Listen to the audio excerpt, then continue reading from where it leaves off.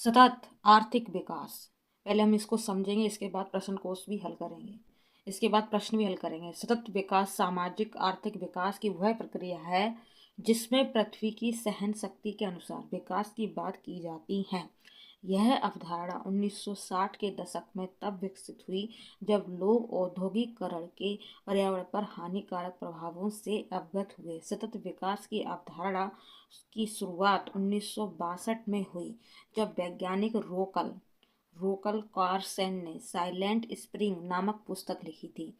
यह पुस्तक पर्यावरण, अर्थव्यवस्था, सामाजिक पक्षों के माध्यम से परस्पर संबंधों के अध्ययन में मील का पत्थर साबित हुई। 1968 में जीव विज्ञान पॉल इरलिच ने अपनी पुस्तक द पॉपुलेशन बम प्रकाशित की, जिसमें उन्होंने मानव जनसंख्या, संसाधन दोहन तथा पर्यावरण के बीच संबंधों पर प्रकाश डाला था। स्थायी विकास का अभिप्राय आर्थिक विकास के साथ साथ पर्यावरण को सुरक्षित करना। इसका उद्देश्य वर्तमान और भविष्य की पीढ़ियों के लिए प्राकृतिक संसाधन सुरक्षित करना। सततशीलता शब्द को विभिन्न प्रकार से परिभाषित किया गया है, यहाँ पर हम लोग देखेंगे। ठीक है, सततशीलता का अर्थ एक ऐसी स्थिति है जो हमेशा के लिए बनी रहे। प्राकृतिक संसाधनों का प्रयोग इस प्रकार से हो जिससे पर्यावरणीय असंतुलन ना हो तथा प्रकृति का उत्पादन क्षमता से अधिक शोषण ना हो। सतत विकास की अवधारणा आर्थिक विकास नीतियों को पर्यावरण के अनुरूप बनाने पर जोर देती हैं। इसका उद्देश्य पर्यावरण के विरुद्ध चलने वाली विकास नीतियों में बदलाव लाना है। सतत विकास की सबसे अच्छी परिभाषा ब्रेटलैंड आयोग ने अपनी रिपोर्ट अवर कॉमन फ्यूचर 1987 में दी। उसने सतत विकास को ऐसा विकास जो भविष्य की पीढ़ियों की आवश्यकताओं को पूर्ति से बिना समझौता किए वर्तमान की आवश्यकता पूरी करता हो। इस रिपोर्ट में कहा गया कि विकास हमारी आज की ज़रूरतों को पूरा करे, साथ ही आने वाली पीढ़ियों की ज़रूरतों की भी अनदेखी ना करें। सतत विकास का उद्देश्य। सतत विकास के कुछ दूरगामी तथा व्यापक उद्देश्य जाति, धर्म, भाषा, क्षेत्रीय बंधनों से मुक्त है। ये उद्देश्य शोषणकारी मानसिकता की जंजीरों से अर्थव्यवस्था की मुक्ति हेतु ऐसा अधिकार पक्ष है जिन्होंने राष्ट्रों की जैव संपदा को नष्ट होने से बचाया। संक्षेप में ये उद्देश्य हम निम्न हैं जो देखेंगे हम लोग। पृथ्वी के प्राकृतिक संसाधनों को दुरुपयोग से बचाना, ऐसी नई वैज्ञानिक तकनीकों की खोज जो प्रकृति के नियमों के अनुरूप कार्य करे, विविधता की रक्षा करना तथा विकास की नीतियों में स्थानीय समुदायों को शामिल करना, शासन की संस्थाओं का विकेंद्रीकरण करना और उन्हें अधिक लचीला, पारदर्शी तथा जनता के प्रति उत्तरदायी बनाना। ऐसी अंतर्राष्ट्रीय संस्थाओं की योजना बनाना जो निर्धन देशों की आवश्यकताओं को समझकर बिना उनके पर्यावरण को नष्ट पहुंचाए उनके विकास में मदद करे, अधिकांश लोगों के जीवन स्तर को समानता तथा न्याय के अनुरूप बनाना, विश्व के सभी राष्ट्रों में शांतिपूर्ण सह अस्तित्व को बढ़ाना, क्योंकि केवल शांति ही मानवता के व्यापक हितों की रक्षा सुनिश्चित करती है। सतत विकास एक मूल आधारित अवधारणा है जो परस्पर सह अस्तित्व तथा सभी के लिए सम्मान जैसा आदर्शों की मांग करता है। यह एक निरंतर विकास प्रक्रिया जो सांस्कृतिक, सामाजिक, आर्थिक, राजनीतिक तथा पर्यावरणीय घटकों में सामंजस्य पर आधारित है। प्रश्न कोश पर निम्नलिखित में से कौन सा भारत में सतत विकास लक्ष्यों के कार्यान्वयन के लिए एक नोडल संस्था है? नोडल संस्था है, कौन सी संस्था है? यहाँ पर आपका आंसर हो जाएगा सी ऑप्शन, नीति आयोग। नीति आयोग की स्थापना 1 जनवरी 2015 को हुई थी। ठीक है फ्रेंड, चलिए। भारत में सतत विकास लक्ष्यों एजेंडा 2030 के समन्वय एवं कार्यान्वयन हेतु नोडल संस्था नीति आयोग है। निम्नलिखित में से कौन सा सतत विकास लक्ष्य SDG भारत में 2030 तक के सभी के लिए पानी की उपलब्धता और इसके स्थायी प्रबंधन को लक्षित करेगा? तो क्या करेगा? यहाँ पर ए ऑप्शन राइट हो जाएगा, SDG 6 करेगा, SDG 6। ठीक है, सतत विकास लक्ष्य 6 वर्ष 2030 तक सभी के लिए जल एवं स्वच्छता की उपलब्धता तथा सतत विकास प्रबंधन को सुनिश्चित करता है। समृद्धि की सीमा की अवधारणा का प्रतिपादन किसके द्वारा किया गया था? ये ऑप्शन क्लब ऑफ रोम के द्वारा। अप्रैल 1968 में 10 देशों के 30 व्यक्तियों का एक समूह जिसमें वैज्ञानिक, शिक्षक, अर्थशास्त्री, मानवतावादी तथा प्रशासक आदि शामिल थे कि रोम के अकेडमिया डी लिंसी में एक बैठक हुई। इस बैठक से ही क्लब ऑफ रोम का विकास हुआ। इसी क्लब ऑफ रोम के द्वारा द लिमिट्स टू ग्रोथ का प्रतिपादन किया गया। मीडोज 1972 के अनुसार विश्व जनसंख्या औद्योगिकरण, प्रदूषण, खाद्यान्न उत्पादन और संसाधन अपक्षय में यदि वर्तमान प्रवृत्तियां अपरिवर्तित बनी रहती तो हमारे ग्रह पर समृद्धि की परिसीमा आ जाएंगी। अगले बी ऑप्शन 100 वर्ष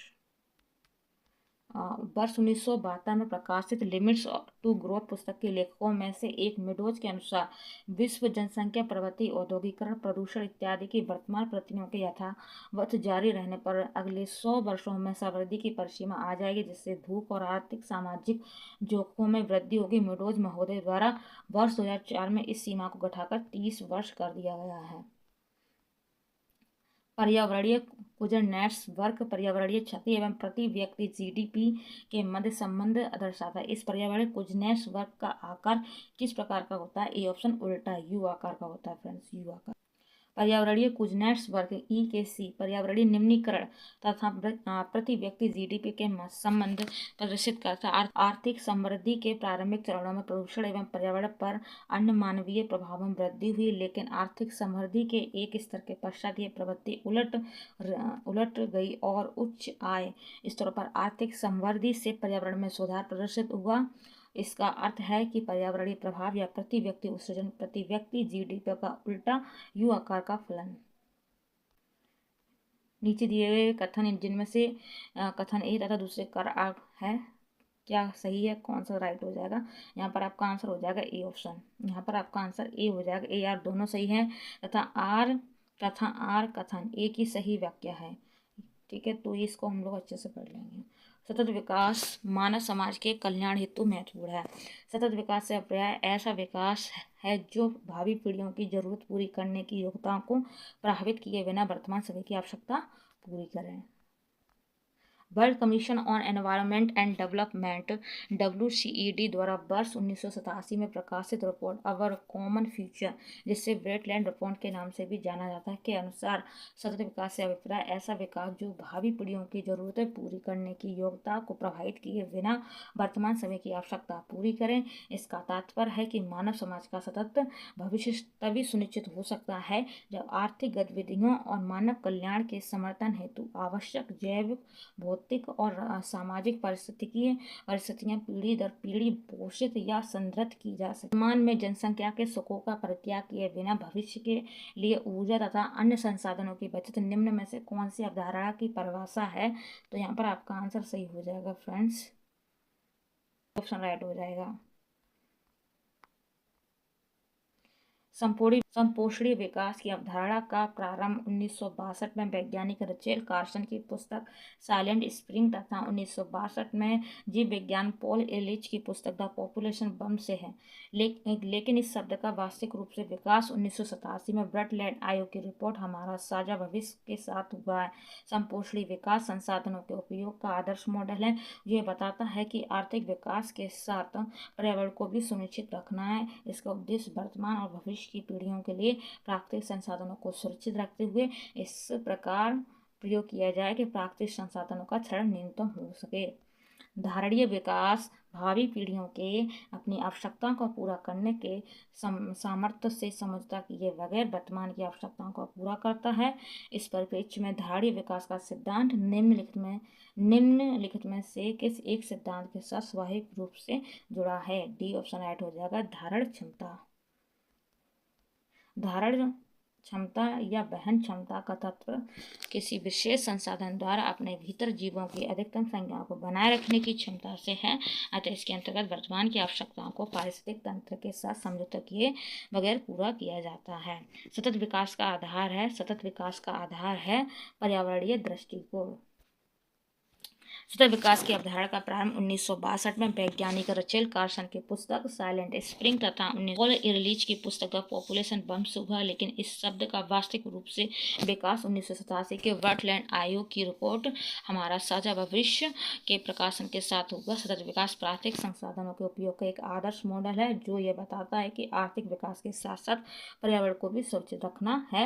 इसका उद्देश्य वर्तमान और भविष्य की पीढ़ियों के लिए प्राकृतिक संसाधनों को सुरक्षित रखते हुए उसका इस प्रकार उपयोग किया जाए कि प्राकृतिक संसाधन का क्षरण न्यूनतम हो। स्थायी विकास किसके उपयोग के संदर्भ में अंतर पीढ़ीगत संवेदनशीलता की घटना है। यहाँ पर ए ऑप्शन बैठ जाएगा प्राकृतिक संसाधन के। सतत आर्थिक विकास के अभिप्राय हैं। ये ऑप्शन वर्तमान पीढ़ी के विकास के साथ भविष्य का आर्थिक विकास। नीम राणा जो टिकाऊ आर्थिक विकास का मॉडल अवस्थित है राजस्थान, सी ऑप्शन। नीम राणा राजस्थान राज्य के अलवर जिले में अवस्थित है। यहाँ पर किए गए लगभग सभी विकास कार्य टिकाऊ आर्थिक विकास के मॉडल पर आधारित हैं। पोषकीय सस्टेनेबल पर्यटन का मुख्य उद्देश्य है, सी ऑप्शन। सांस्कृतिक अखंडता और पारिस्थितिक प्रक्रियाओं को बनाए रखते हुए पर्यटन और पर्यावरण प्रबंधन करना। पोषकीय पर्यटन का मुख्य उद्देश्य सांस्कृतिक अखंडता और पारिस्थितिकी प्रक्रियाओं को बनाए रखते हुए पर्यटन एवं पर्यावरण का प्रबंधन करना। UNWTO द्वारा पोषकीय पर्यटन हेतु 12 लक्ष्यों को परिभाषित विदेश के संदर्भ में निम्नलिखित में से किसे उस देश की सामाजिक पूंजी सोशल कैपिटल के भाग के रूप में समझा जाएगा। D option. समाज में आपसी भरोसे और सामंजस्य का स्तर। यहाँ पर देखेंगे सामाजिक पूंजी का अर्थ समाज के लोगों के बीच साझी पहचान की भावना, परस्पर विश्वास, साझा मूल, परस्पर सहयोगी, एक साझी समझ, अंतर्वैयक्तिक, ये सब फ्रेंड्स। निम्नलिखित कथनों पर विचार करना है, ठीक है। तो एक संकल्पना के रूप में मानव पूंजी निर्माण की बेहतर व्याख्या उसी प्रक्रिया के रूप में की जाती है जिसके द्वारा, ठीक है। तो यहाँ पर आपका आंसर सी हो जाएगा। 2 और 4, 2 और 4। देश के लोगों के ज्ञान कौशल स्तरों और क्षमताओं में वृद्धि हो जाती है, अगोचर धन का संचय हो पाता है।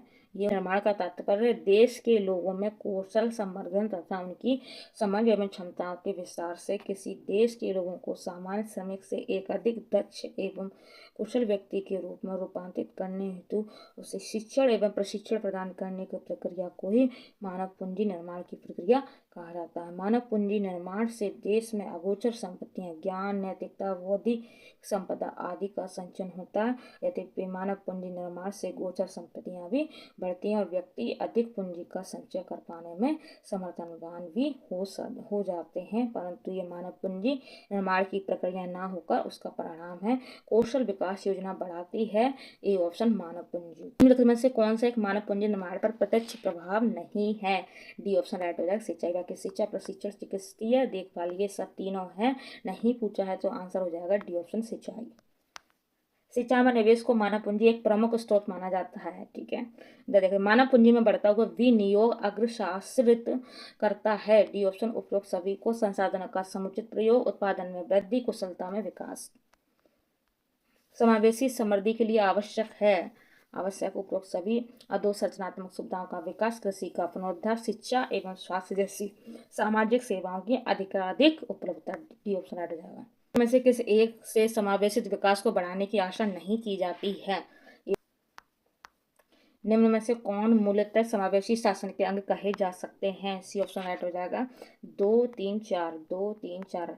सभी जिलों में प्रभावी जिला योजना समितियां गठित करना, जन स्वास्थ्य पर सरकारी व्यय में बढ़ोतरी करना, दोपहर का भोजन योजना का सशक्तिकरण करना। पहला क्या कह रहा है, गैर बैंकिंग वित्तीय कंपनियों को बैंकिंग करने की अनुमति प्रदान करना। ये वाली बात नहीं है, यहाँ पर किया जा सकता है, ए किया जा सकता है। 2, 3, 4 बिल्कुल सही बात है। विश्व आर्थिक सर्वेक्षण में पहली बार धाड़ी विकास और जलवायु परिवर्तन का नवीन अध्याय जोड़ा गया था। बी ऑप्शन राइट हो जाएगा 2011 और 2012 में।